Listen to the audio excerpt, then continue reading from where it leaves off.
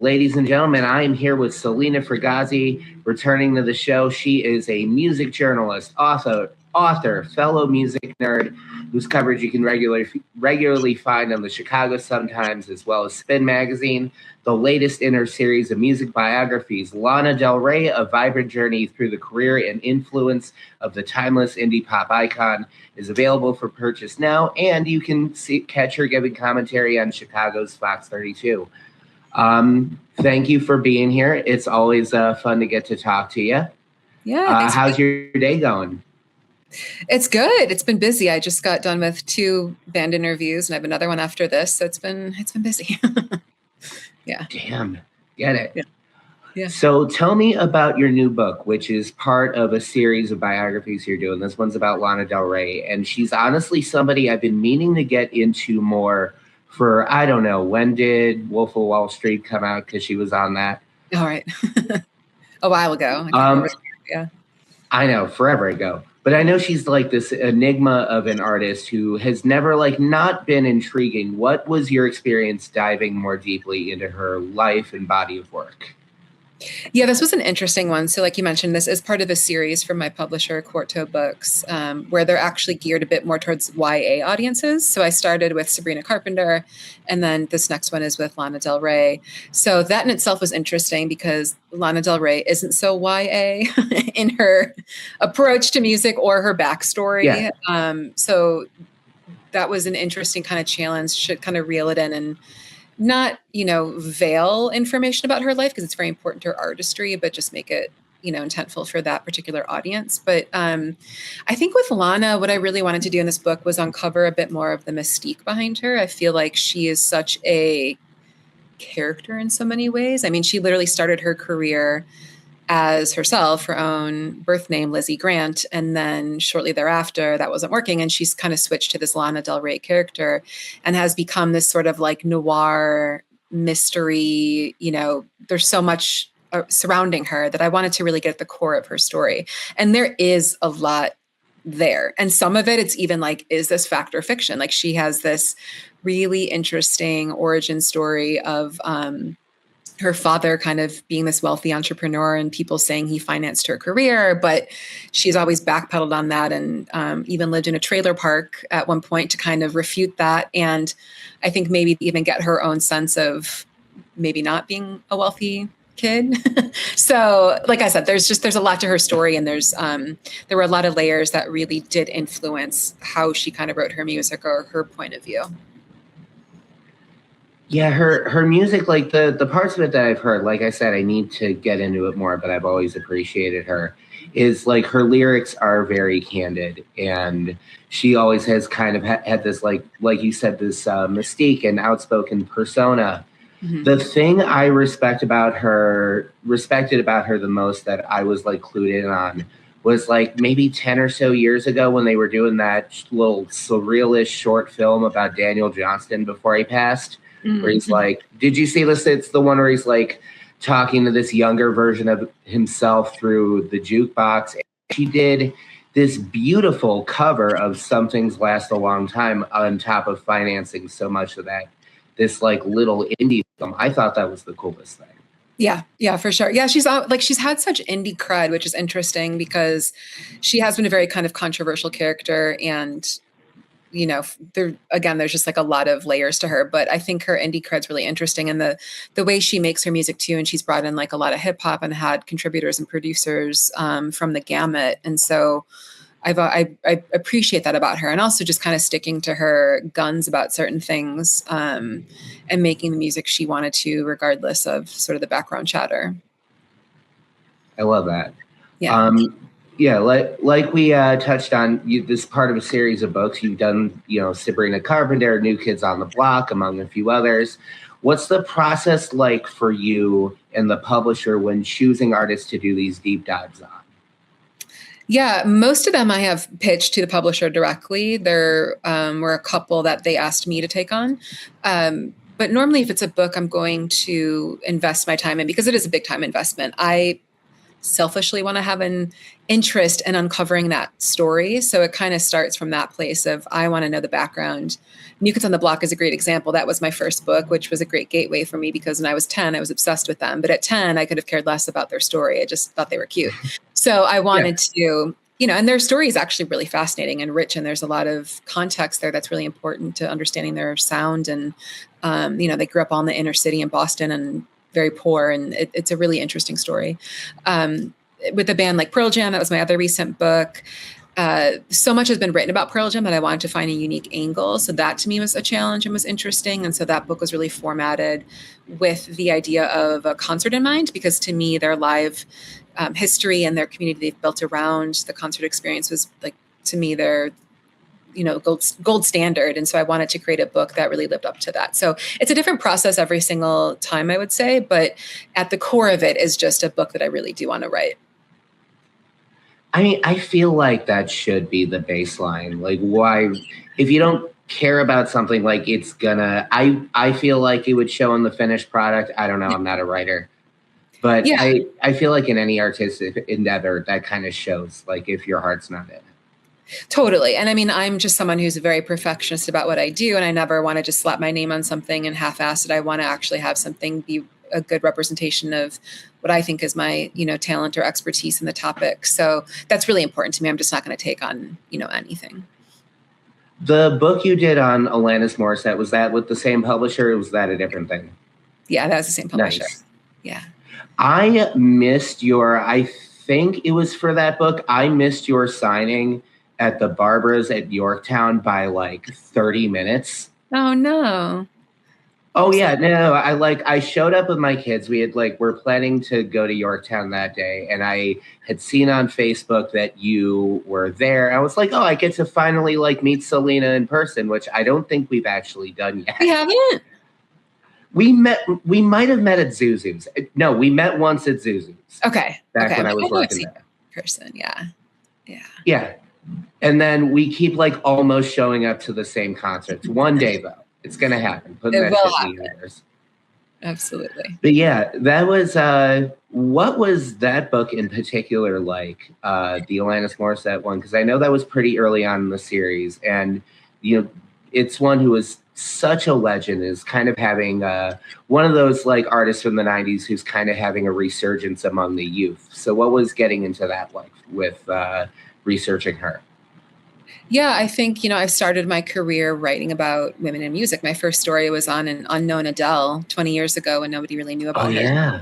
And I've been very, very staunch about wanting to make sure I cover women in music. I think that their contributions are priceless and important and should have as much space as anybody else in the genre. And now it's obviously getting a lot better. Women are dominating the charts, but 20 years ago, that wasn't the case. And so I think my wanting of writing this book on Alanis is a natural response to that same, goalpost I had for myself. But that book was a really interesting deep dive because I first listened to that album when I was about 14 years old, and it didn't register as much to me as it did later in time when I listened back to that album. And I think that may be an experience for a lot of people. You're sort of, when you come into that album and hear it at a different life stage matters. And so I think the meaning of that album keeps changing. It's so universal in that way that it just applies to, if you're young love, your first love, and you're going through heartbreak, you can find something in there. If you're now as a stepmom, I find something in there about, in a song like Perfect, of how I should be really careful about how the standards and stuff we put on my stepdaughter. So I think the album is so universal in that way, but it was one of the biggest selling albums of its time. 30 million albums sold for a woman, especially in the 90s. That was unheard of. And I wanted to uncover why. She wasn't the first to write as a woman in music in an alternative space. There was Tori Amos, there was Bjork, there was PJ Harvey, there was plenty before her. But I wanted to know why it was that album that really moved the needle and really opened the doors for a lot more singer-songwriters of a confessional nature. I think there's a strong argument that we wouldn't have a Taylor Swift or an Olivia Rodrigo if we didn't have Alanis Morissette, because the industry may not have supported them, but also they grew up listening to Jagged Little Pill. So I think the importance of that album just can't be understated. Oh yeah, it's cool that you bring up Olivia Rodrigo. I actually just watched her episode of SNL the other day, Oh yeah. and out of like the newer artists, she's the one I really liked. Like you can tell there's like shades of Jagged Little Pill and Exile in Guyville in that Sour album. So like she's one of those artists where it's like maybe we're gonna be okay in the future. Yeah, Olivia's great. I was just talking about her the other day too, that she's really someone who quote unquote respects her elders, where she gives so much praise, rightfully so, to a lot of the artists who she listened to as a kid who have influenced her music. I mean, to the point where she brought the Breeders on tour to open for her, or I think she did do a thing where she performed with Alanis. Or no, I'm sorry, they were supposed to at the Rock and Roll Hall of Fame induction, but Alanis pulled out of that last minute. But she's been very much a person who has lavish praise and her love of Jack White and been very vocal about it. And I love that because she is also introducing her fan base to artists that maybe they wouldn't have known of. It's really cool. Yeah. One thing I particularly admire about you, especially nowadays, is like the amount of care that you put into your craft, like you mentioned earlier. Like especially in this world of like short form content and AI generated garbage, you're still like a part of story news outlets and writing these long retrospective pieces and these detailed concert reviews and album reviews and full books. And what does being a part of keeping these mediums alive mean to you as somebody who grew up on them? Oh, such a great question. I mean, so much. First, I have to like I'm so grateful that the opportunity exists and that I have editors who still appreciate long form write-ups because, as you said, sadly, it's a dying art form, and arts criticism too is just kind of sadly petering out. There's so many people being laid off, and we lose so much if we don't have those voices and that perspective, because listening to an album is not just listening to an album. These artists put so much history and perspective that we can really kind of learn from. And I think it's really important to have a knowledgeable person comment on it in that way. But for me, you know, it's funny because I actually, I took on a full-time job not too long ago to get benefits. And it was difficult already trying to manage it. But I remember I was a content editor and they were moving towards fully AI generated content. And I had such an issue with this because one, it goes against my principles. Two, it's like, I'm not going to be complicit in helping spur along the, downfall of my industry and my colleagues. But also I just don't think it's not good. It's not good content. And there's a reason why we have writers. And so I think, there has to be a balance. I'm not naive to the fact that AI is here and that we have to figure out how it can be a tool. I think there's ways it can help with research in my particular area. But I really think that we lose so much if we don't have the human voice. And I hope that at some point, kids getting into vinyl will extend to kids getting into like reading long form content again, because there's a beauty and an art behind it. It's really, there's so many great writers out there who I admire so much, and I still read as much as I can. There's a great piece recently, and I'm so sorry I don't have his name, but he's a great writer for a bunch of art outlets. But he wrote this super long form piece in GQ on the band American Football. And I had an interview with them coming up, and this thing could have been its own book. They gave him so much space for this story, and it was incredible. So there's a lot of examples out there, and I really hope that we get to keep this art form alive. Speaking of American football, how did that interview go, and what do you think about LP4? Because I haven't listened to it yet, but it's like in my queue at the moment. Oh, you're gonna love it. Have you listened to all their previous works? Oh yeah, 100%. Okay, yeah. I know there's like lifers with that band, but this album is so different for them, I think. And I went to their listening party a few weeks ago they had here in Chicago at the Davis Theater, which was, how do I describe it? A little bizarre. You went in, you couldn't be late. It was in a dark theater. They gave you a blindfold. And I was like, is this a horror setup? Like, what is going to happen? But it was really intentional because they wanted you to sort of block out all the background noise and sensory deprivation to really focus on this album. And this album really, really deserves it. It's a beautiful piece of work. And the interview was really interesting. I didn't know that both those guys, Steve Holmes and Mike Kinsella, live near me. So that's interesting. I'll have to look out for them in my neighborhood. Oh, wow. They're very much Chicago guys. But they were, very open. I think there was a time where American football, success didn't come super fast to them. And I think over time they've opened up a bit more. And so it was a really great conversation about the making of the album and all of the life that inspired it. Oh yeah, it is crazy to think, like, especially with the gap of time in between the first and second album, that really was like a hell of a slow burn. Because I feel like, shit, that album was like a few years old when I was in college, and one of my like insufferable 19-year-old hipster friends who lived on my dorm floor just kind of like sent me a digital copy of it. And it was one of those things where it's like, for years you assume it's like, all right, this is one and done.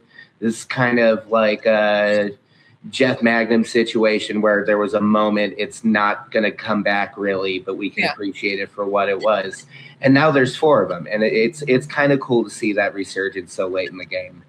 Yeah, and just the fact that they still keep adding to their fan base and all these young talents, like Hayley Williams obviously works with the band quite a bit, and Brendan from Turnstile is on the album, and Wisp is on the album. There's such a love for them from a younger generation, which I think is really, really cool and telling of how important they are in the music, you know, the grand scheme of things. But the other cool thing is, I don't know if you knew this, but they bought the house that's on the cover of LP 1. Oh shit! Yeah, where's that house? Is it that in Chicago? No, Urbana. We're in the college where they formed at U of I. Oh, okay, fair enough. Yeah, but they bought it. I mean, it's become a fan landmark where people like would show up and take photos outside of it, and then the house they finagled a deal, and so they bought it, and they're trying to repurpose it for as like a venue and, you know, sort of creative hub. But I thought that was really cool. That's awesome. Yeah, that is really cool. That is really cool. Yeah, just, you know, get a selfie in front of it, put a green tint on it, call it a day. Fuck it. For sure. So you and I actually spoke about this privately a couple of years back. So we lost the legendary Steve Albini, who was pivotal in Chicago music journalism, but just kind of nationwide as well. And I told you about how I had the privilege of meeting him for the first time like a few months before his death, which is still one of those things where it's like I have to wonder if it really happens sometimes. But as somebody who's doing things that are like very similar to what he did, like what was his influence on you and your work? Yeah, well, Steve was different because he did, you know, production and engineering work. He was actually practically in the studio. But his influence on the Chicago music scene and the international music scene is just unparalleled. I mean, it's crazy because he died officially May 7th. So literally we're coming up on the anniversary tomorrow. But no one kind of knew about it till the next day, which is my birthday. And so I remember, was it 2 years ago? I think it was 2 years ago, maybe 3 years ago. 2 years ago. 2 years ago, right? It's Christmas 2023. That would be 24. Okay. So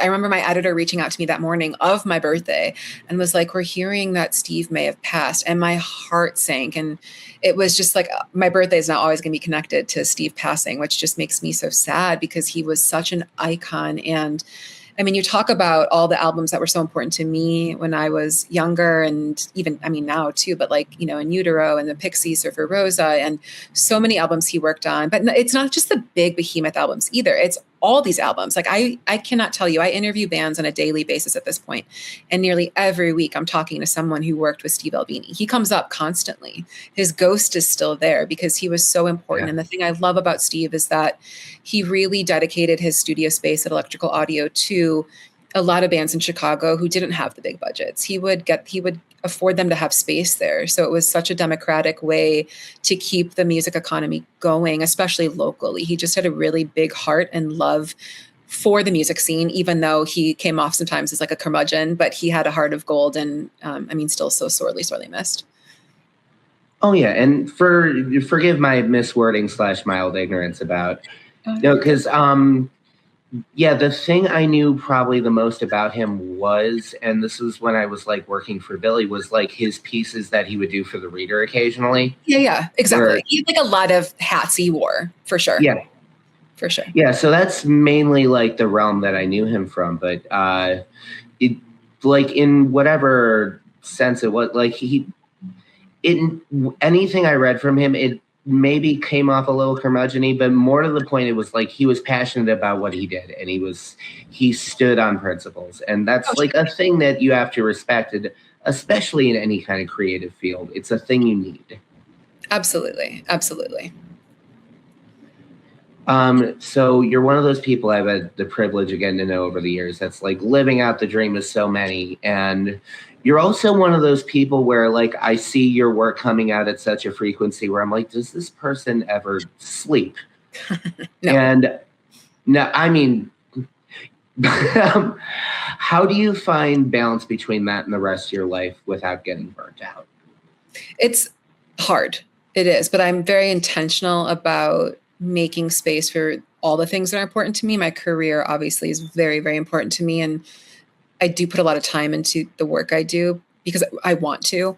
But I am very intentional about, making time for my family and my friends and my stepdaughter and my partner and my dog. So I do always carve out that time in order to be there and be present in all the roles in my life. But I think for me, it's really a time management thing. And so I'm a big like list maker. And so with the paper, sometimes I have direct deadlines from them because they're a daily paper and I have to meet those. And I always do. But with an outlet like Spin, for example, I work with them on the deadline. So I'm able to kind of build those out a little bit longer. With something like a book, I do have a longer time period of a year or more to work on it. And I really do try to start working right from the time I get the contract so that I can build it out over a long span and carve away at it little by little.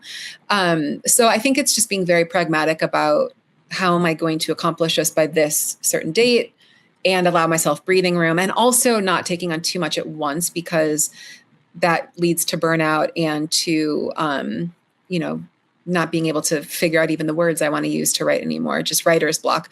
See right there, I'm forgetting the term for it. Writer's words block. Are hard. It's okay. I know. I've been up since 5:30 this morning because I had to prep for a couple interviews this morning. So I need a second cup of coffee. But there you go. But I think, the thing is I do spend so much time on the stuff I write, but I love what I do so much and I love my job so much that it doesn't ever feel like it's taxing to me because I get such fulfillment out of it. So, yeah, I could get more sleep, but I'll sleep when I'm dead. Yeah. It's there's, or we could get more hours in a day. There's a way with, climate change and computers and all that, we can make it work. Well, here's the thing, right? I've had this theory for a long time. Have you ever noticed how, because we all basically are on like an Apple system now, like, let's just be honest, for predominantly it's the way that we view time. And whether it's our Apple, our iPhones or Apple Watches, whatever. So have you noticed how when you're driving on your car, the digital clock is always behind, always, no matter how often you change it. So it syncs to the same time as your phone, it'll get behind again. I swear to you, I feel like Apple is speeding up time. I know that sounds like a tinfoil hat conspiracy theory, but I swear to God, because why does my clock always fall behind, my iPhone? I wouldn't put it past anybody involved at Apple.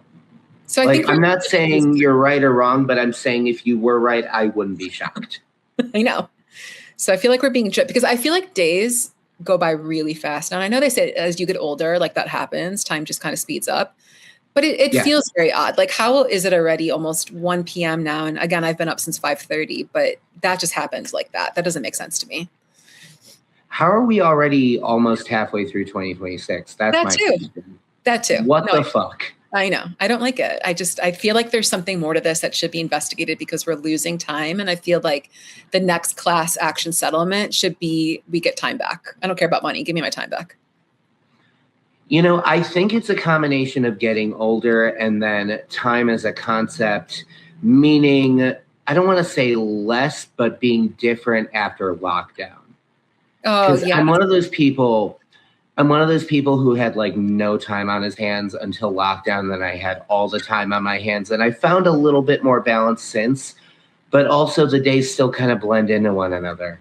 And today's Wednesday, and it took me a few seconds to figure that out. You're right. And I think it's a combination of that. Did Apple cause COVID? Is that what happened? There we go. I don't know. sometimes I have to wear the tinfoil hat because stuff just doesn't make sense to me. And there's got to be some kind of reason for some of these things. But you're right. COVID did really kind of mess up our perception of time, for sure. A little bit. Yeah. And look, if we go into conspiracy theories, this interview is going to be like 6 hours long. I know you don't have the time for that. Yeah. Is there anything on your bucket list that you haven't done yet that maybe you're the most excited to possibly pursue? It's a great question. Well, one is your former boss. I have to this day not had an interview with Billy Corgan. And I'm putting it into the ether. Billy Corgan, please chat with me. I don't know what it is. We've tried so many times.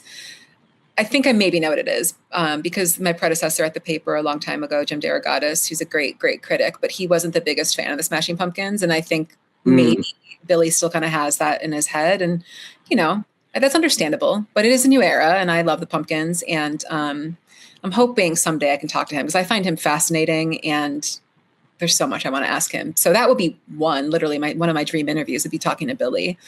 But, beyond music writing, which I love so much, and I hope this continues for me for as long as it can, I really do want to write my novel, which I've been working on for, God, embarrassingly, like over 20 years. I started it in college, and it's a historical fiction book about my two sets of grandparents and their very interesting experiences during World War II.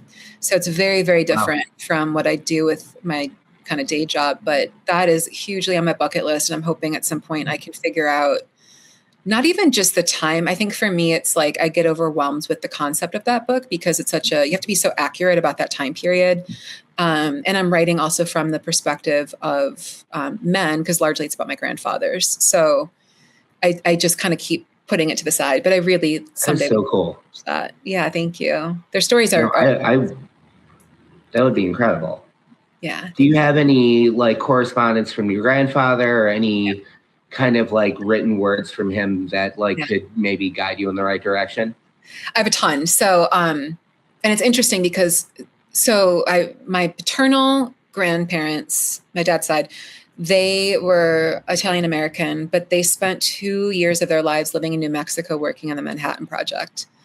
And at one point, my grandma had to come home because she was getting very homesick, and they corresponded to each other through letters, and they kept all of them.